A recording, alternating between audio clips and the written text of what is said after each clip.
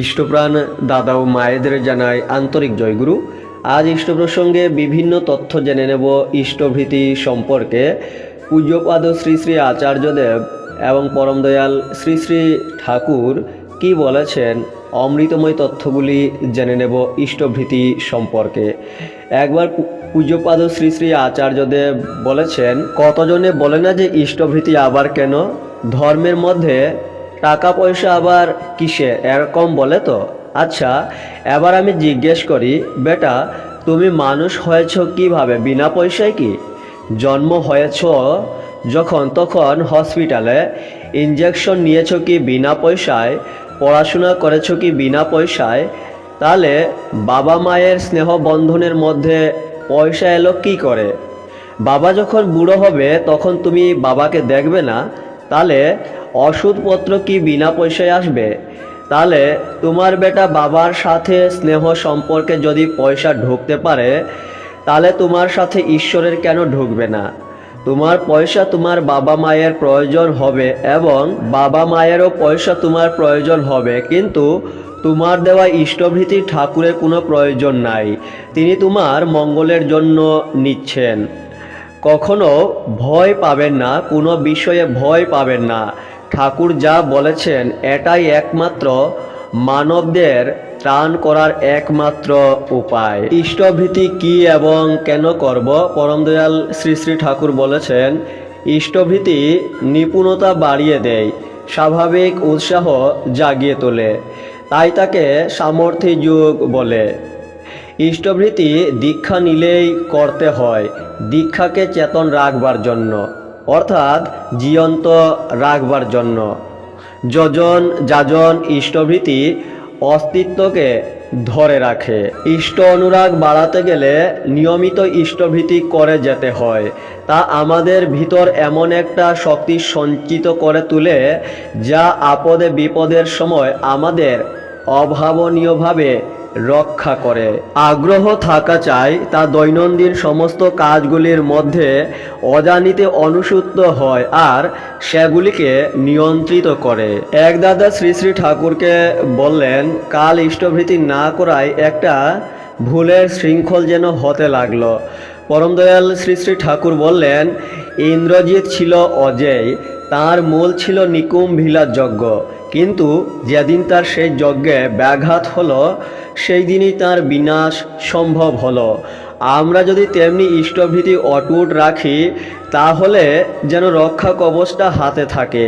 ভোরে উঠে নাম ধ্যান ইষ্টভীতি করে বেরুনো লাগে, সেটা আয়ুধ স্বাস্থ্য সব দিক দিয়েই ভালো।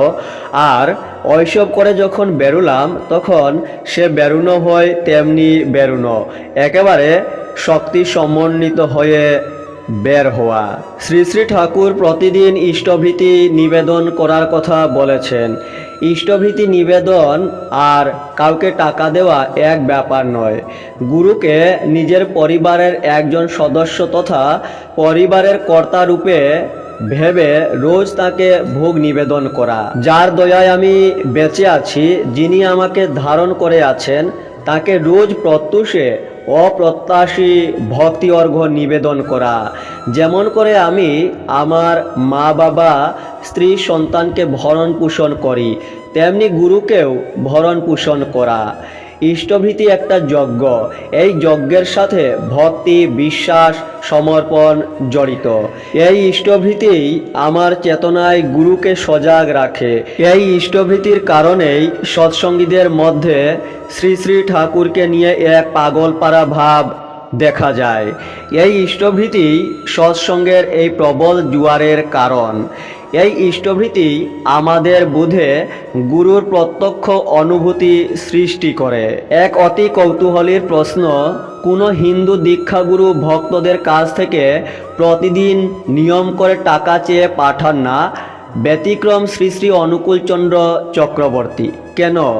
আরে ভাই, কে বলল তোমাকে কোনো হিন্দু গুরু ভক্তদের কাছে টাকা চান না? প্রাচীনকালে গুরুগৃহে থেকে যে সকল ছাত্ররা অধ্যয়ন করত, তারা নিয়মিত গুরু দক্ষিণা দিত। কুলগুরুরা প্রতি বছর 1-2 বার শিষ্যের বাড়িতে আসলে ব্যাগ ভরে দক্ষিণা সামগ্রী নিয়ে যেতে দেখেছি। কিছুদিন পূর্বেই ভারতবর্ষে বিশাল রাম মন্দির নির্মাণ হলো। তখন সারা দেশে প্রতি ঘরে ঘরে গিয়ে প্রভু শ্রীরামের নাম করে অর্ঘ্য সংগ্রহ করা হয়েছে। তখন তোমার মনে এইরূপ প্রশ্ন উদয় হয়নি? জীবনের কোনো ক্ষেত্রে কি টাকা প্রয়োজন হয় না? হাসপাতালে তোমার আমার যেদিন জন্ম হয়েছে সেদিনও ডাক্তারকে টাকা দিয়েছি। ছাত্রবেলায় প্রাইভেট টিউটরের কাছে পড়েছি, টাকা লেগেছে। স্কুলে কলেজে সব জায়গাতেই টাকা লেগেছে।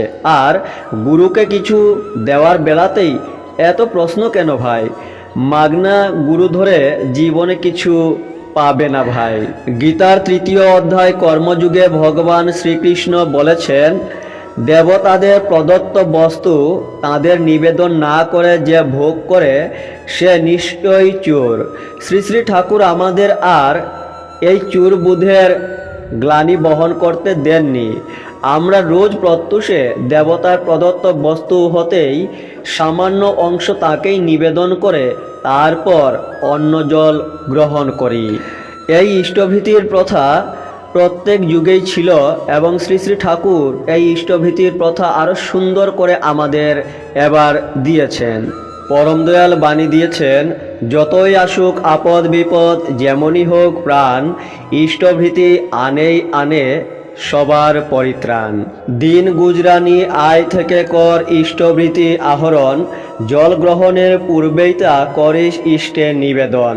নিত্য এমনি নিয়মিত যেমন পারিস করেই যা, মাসটি যবে শেষ হবে তুই ইষ্টস্থানে পাঠাস তা। ইষ্টস্থানে পাঠিয়ে দিয়ে আরও 2টি ভুজ্যি রাখিস, গুরু ভাই বা গুরুজনের দুজনাকে সেইটি দিস।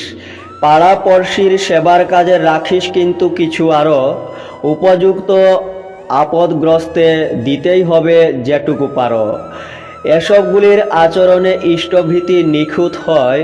এনা করে ইষ্টভীতি জানিস কিন্তু পূর্ণ নয়। ইষ্টভীতি মানেই হচ্ছে ইষ্টকে ভরণ করা, ধারণ করা, পালন করা, পোষণ ও পূরণ করা। একজন শ্রী শ্রী ঠাকুরকে বললেন, অনেকে বুঝে খুব কিন্তু ইষ্টভীতিটাই ঠিক মতো করতে পারে না। শ্রী শ্রী ঠাকুর বললেন, তার মানে নিষ্ঠা ভাব অভাব। ইষ্টভীতির মতো অমন জিনিসেই নাই, অতি উপাদে। এটা সত্তার প্রতি একটা বর।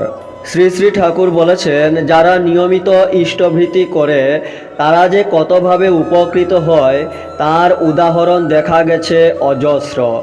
এটা বাদ দিলেই মানুষ অনেকখানি নেমে যায়। শ্রী শ্রী ঠাকুর বলেছেন, যজন যাজন ইষ্টভীতি করলে কাটে মহাভীতি। আপনারাও তথ্যগুলি শেয়ার করতে পারেন। এই ছোট্ট ভিডিওতে কিছু গুরুত্বপূর্ণ তথ্য ইষ্টভীতি সম্পর্কে ছিল। জয় গুরু।